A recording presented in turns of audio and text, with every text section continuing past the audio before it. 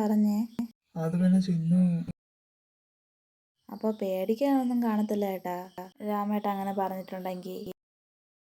എടാ രാമ, ഈ ആരും ഇത് എവിടെ പോയതാടാ ഈ രാത്രി? അവൻ വരും, അച്ഛനെ ടെൻഷൻ ആകാതെ. ഏട്ടാ, ഇതോ ആരുവേട്ടൻ വരുന്നുണ്ട്. കൂടെ ഉള്ളത് ഇപ്പം ആരാ? അത് കാർത്തിയല്ലേ? ഹായ് ചിലങ്ക. ഹലോ. ആരുവേട്ട എവിടെയായിരുന്നു? വല്ല കുഴപ്പമുണ്ടായോ? പറ, എന്താ പ്രശ്നം ഉണ്ടായോ? ഒരു കുഴപ്പമില്ലടാ. കാർത്തിയേട്ടന് എവിടെ നിന്ന് ആരുവേട്ടനെ കിട്ടിയേ? അത് വഴിയിൽ കാറ് കംപ്ലൈന്റ് ആയി വഴിയെ നിൽക്കുകയായിരുന്നു. ഞാൻ ആ വഴിയെ പോയപ്പോൾ ബൈക്ക് കയറ്റി ഇങ്ങോട്ട് വന്നിട്ട് ചേട്ടന്. ഓ. എന്നാ ഞാൻ അങ്ങോട്ട് പോട്ടെ. ആടാ.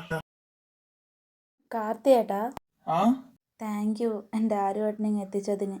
ഏ അതിന് താങ്ക് യു ഒന്നും പറയണ്ട. പിന്നെ അന്ന് കോളേജിൽ നടന്നത് ചിലങ്ക, അത് ഞാൻ എന്നേ മറന്നതാ. നീ അത് ഓർക്കണ്ട. പിന്നെ എനിക്ക് ഇഷ്ടമായിരുന്നു. മനസ്സിലാക്കി തരേണ്ട രീതിയിൽ തന്നപ്പോൾ ഞാൻ മനസ്സിലാക്കി. കാർത്തിയേട്ടാ, ഫ്രണ്ട്സ് ബെസ്റ്റ് ഫ്രണ്ട്സ്. ഇത് ഒരാൾ കണ്ടു കൊണ്ടുവരികയായിരുന്നു. അപ്പോ ശരി എന്നാ ഞാൻ പോട്ടെ. ബായ് കാർത്തിയേട്ടാ. ചിന്നു. ആ ആദം സാർ, ഈ രാത്രി എന്താ ഇവിടെ? അത് പിന്നെ സച്ചു വിളിച്ചിട്ട് വന്നതാ. ഓ, സാർ കയറി വാ.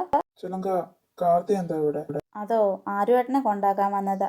ഓ, ആരു, നീ ഓക്കെ അല്ലേ? അതെ അതു, എനിക്കൊന്നും പറ്റിയൊന്നുമില്ല. നീ ദേവനെ കണ്ടായിരുന്നോ? അതെ, ഞാൻ കണ്ടു. ദേവൻ നിന്നെ എന്തെങ്കിലും ചെയ്തോ?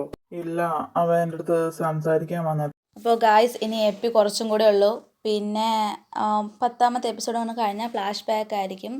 ഫ്ലാഷ് ബാക്കും കഴിഞ്ഞ് പിന്നെ 2 എപ്പിസോഡും കഴിഞ്ഞാൽ പിന്നെ സ്റ്റോറി തീരും. അത് കഴിഞ്ഞ ശേഷമേ ഞാൻ റൗഡി ബേബി എന്ന് പറഞ്ഞൊരു സ്റ്റോറിയുണ്ട് പുതിയത്. ലവും കൂടെ തീർന്ന ശേഷമേ ഞാനത് തുടങ്ങുള്ളൂ.